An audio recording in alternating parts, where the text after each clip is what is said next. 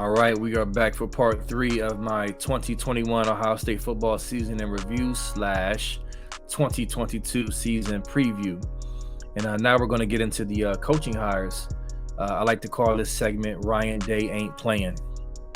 Ryan Day ain't playing, y'all. And run real quick rant about Ryan Day, because I get annoyed with fans, man. Like, they just love to overreact and and just jump to conclusions and just chill. Like, the dude calling the dude soft and saying he's not willing to do this or that, or he's got enough. There's enough of a track record already, even before these coaching hires, to show that he's not that dude. Now, we're going to find out if these moves are going to be helpful or not, but the fact of the matter is he hasn't shown that he's been afraid to do anything. I mean, he got rid of some cats that I believe Buckeye Nation wanted to get rid of when he first took over. And then also, of course, he made the move after Oregon to do what he did, which, was a tough move for a new a new head coach with not that much tenure and experience. So you got to give him credit for that. And then, of course, we're going to talk about these hires, which, boy, oh boy, I know I've heard some media say he took a flame torch to it, or water hose, whatever you want to call it. But let's start off with Coach Knowles. To me, that is the number one. That's the crown jewel of the hirings, in my opinion. I knew nothing about Coach Knowles before the hiring. However, I kept hearing all season about Oklahoma State and their defense and how good their defense was in a conference that's not known for defense. I was hearing about that all season, but didn't pay it no mind. It's like, okay, cool. That's, but so when we heard Knowles was going to be hired, I started looking him up and I was thoroughly impressed. And some people would start to say, some haters, you got a defensive coordinator from a conference that don't play defense. Look, dummy, it's even more impressive when you're in a conference full of offensive juggernauts like a Oklahoma, and Texas State. I'm not saying Texas State's a juggernaut. The point is they play good offense in the Big 12. And the fact that you're putting up good defensive numbers like you are, like elite, like number 2 in the country type numbers against those offenses, you're not playing, against slow plotting offense. You're not playing against Iowa every week. You're playing against good offenses and you're putting up those stats. And not only that, you're at Oklahoma State, which does not, let's face it, get the consistent 4 or 5 star kids. So you're doing this with kids that have been coached up that weren't uberly talented out of high school. That's impressive. I don't care how you slice it. So really looking into him and the way he thinks, as far as his scheme, his approach, he's very aggressive. He's not afraid to attack. And it's paid dividends. You know what I mean? It's not like they were giving up a ton of points, because they weren't, even with that risky attacking style. But now he's going to be doing that with 4 and 5 star athletes, obviously. You know what I mean? Like, now you got a CJ Hicks and a Sonny Styles and a Gabe Powers coming in, and the D-line talent that we've had and that we do have. I mean, to me, sky's the limit. And he's still a 4.25 guy. He's still a 4.25, and will show some 4.3 guy. He's just a technician. He's much better schematically at the moving parts and understanding what needs to be done against offenses, unlike what we've seen these past 2 years.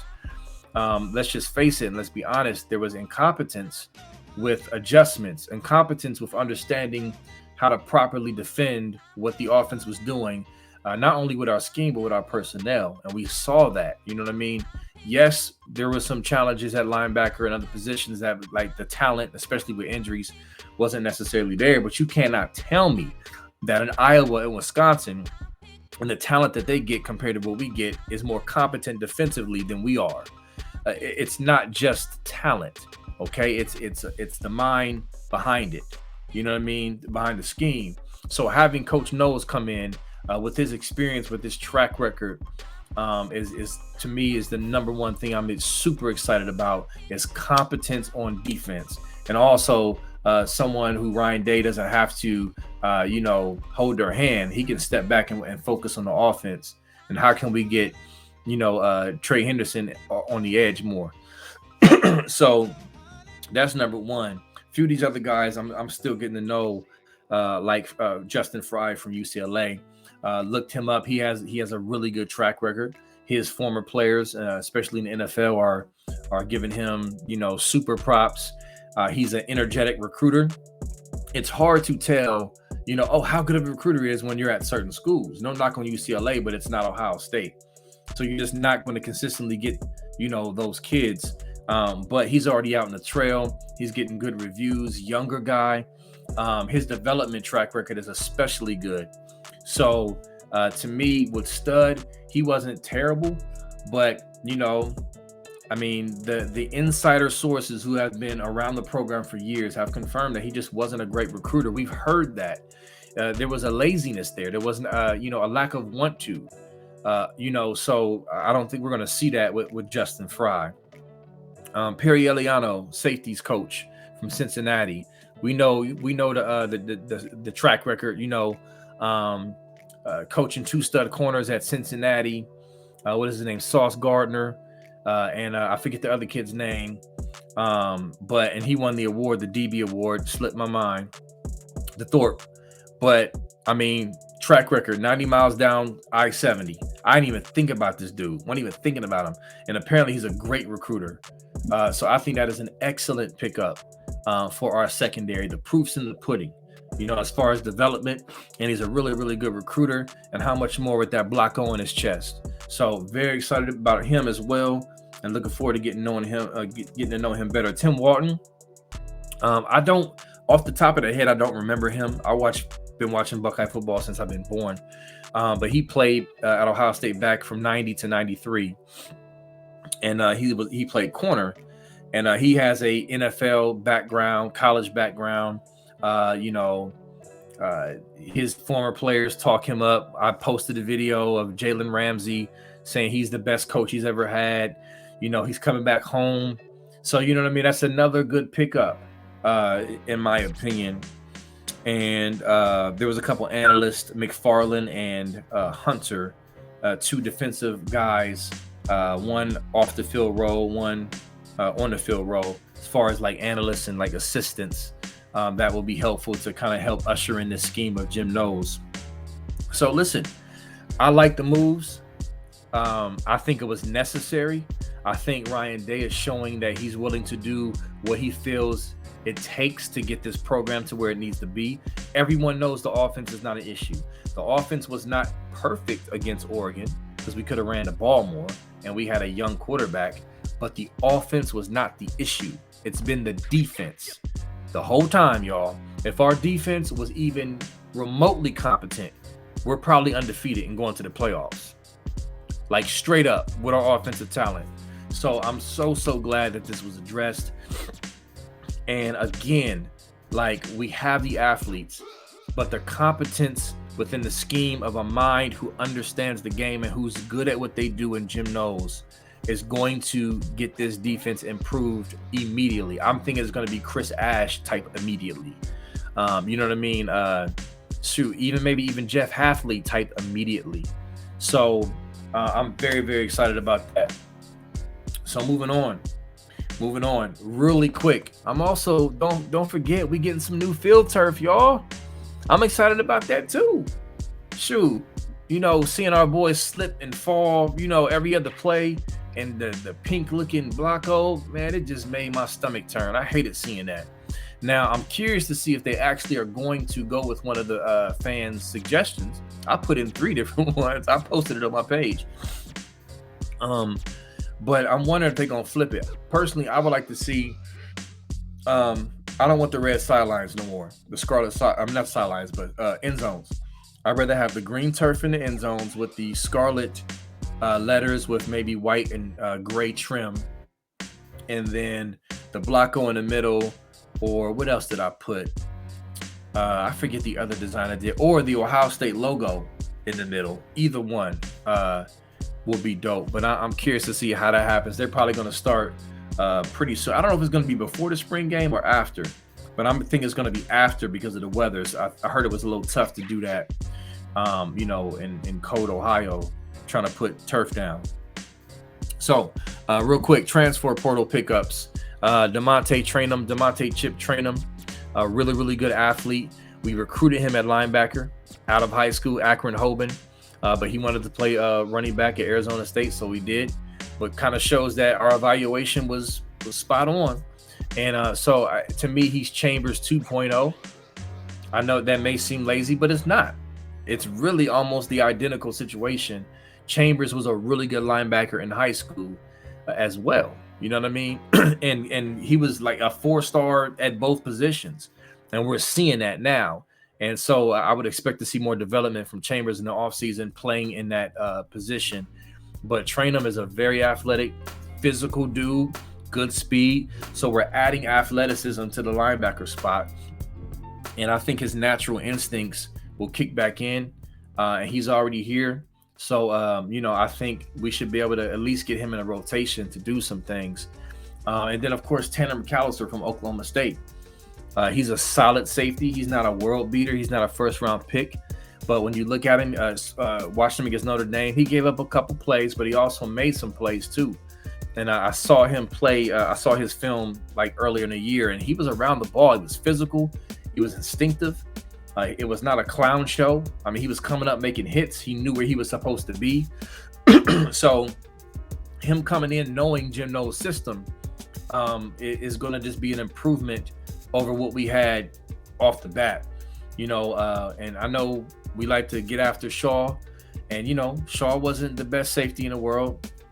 He was out of position and he was put in a tough situation, but it just wasn't cutting it. So we'll see. Maybe Shaw will take a leap in the offseason, but I think that safety position is wide open. And also, don't forget, Proctor is ahead of schedule as far as his rehab. So hopefully we can see him back there at the safety position. And also in Jim Knowles' system, he likes to run 3 safeties as well. So it's a lot of questions we're going to have in the spring to see where some guys land. All right, so real quick, 2022 revised schedule. I'm so glad they changed the schedule. I was not expecting it, but we had at Penn State and at Sparty back-to-back to start off the Big Ten season. Do I think we're more talented than them? Yes, but that's brutal. That's still brutal. I mean, those are 2 tough games on the road back-to-back. So to get that switched and spread out a little bit on the top of the fact that we played Wisconsin and Iowa. Now they're at home, but it's still the 2 best of the West. You know what I mean? On top of that. And they spreaded them all out.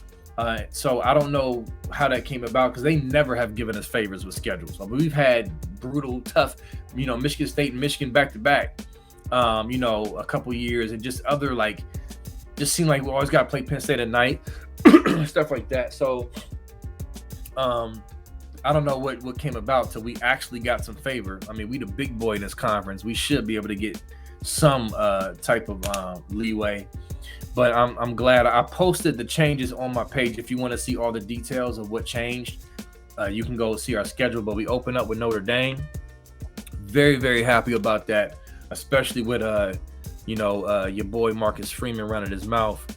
Listen, I was a Marcus Freeman fan, Buckeye fan, of course, and I know some of y'all differ, but this is how I feel about it. I understand you're at a new program. I understand you're the head man. You have to appease your alumni, your fan base, and you got to talk things up. You can do that without taking a hot dookie on your alma mater. Is that not possible? Somebody please explain to me. The stuff he's been saying is just like, dude, come on, man. You extras right now. You doing way too much. Way too much. Especially at a program Notre Dame, sure, they're a blue-blooded name, but recent history, they're not. I mean, look at the stats. Pull up the championships you've had. You haven't won anything. So it's just like, dude, this is a head scratcher. And then, of course, he took Laurinaitis with him and all that. And I understand it. It's whatever. But I'm trying to put a hurting on them in the shoe week 1 to get this 2022 season cracking off properly. So it's a shame that our boy Marcus is running his mouth, but it is what it is. He's the enemy now. So yeah. So I'm going to end this out with NIL. I mean, this out with NIL. So I know there's a lot of frustration, and I'll just tell you from the jump that I was pro the fairness of our student athletes. People like just try to want to glamorize, well, these kids are spoiled. So a lot of these kids come from homes that are struggling. Not all of them, but a lot of them. And their schedule they have every day, the things they do that they give to the program, and not to be able to even get a free fry from Burger King or it's a violation was ridiculous. So there needed to be something that had to be done, in my opinion. But I was also concerned and afraid of the wild, wild west factor of going too far with that. It just seems to be overcorrection with everything in life, right? It's like there's never any balance. There's always an overcorrection. And that's what it was. Thus far, in my opinion, we're seeing a little bit of wild, wild west, and I don't like it. You know what I mean? So I'm hoping it's reined in and balanced out a little bit because it's just, I don't like it either, y'all. But at the same time, we can't act like there shouldn't have been some fairness and some adjustments. But I think there will be some adjustments. And I know Brian Schottenstein posted him and Cardell are going to be doing some things for NIL purposes, because you got Texas A&M literally buying players. Now, is that sustainable for them? I don't know. But we don't need to buy players. We recruit as Ohio State, but at the same time, it's almost like we have to go the extra step to incentivize them properly, or at least give them the opportunity to be incentivized, to keep up with the market, which I'm hoping gets balanced out in some way because it's just ridiculous. So anyway, that's all I got for now. We can continue any discussion y'all may want to have, any questions you may have, concerns, thoughts, whatever, but I just wanted to holler at y'all, drop these videos and kind of put a nice little bow on the 2021 season. I'm pumped for 2022. The great thing about being a Buckeye fan is we have the talent every year. I think we did the necessary things to position ourselves to be right back in it. And I believe that's what we're going to do. All right. Talk to you. Peace.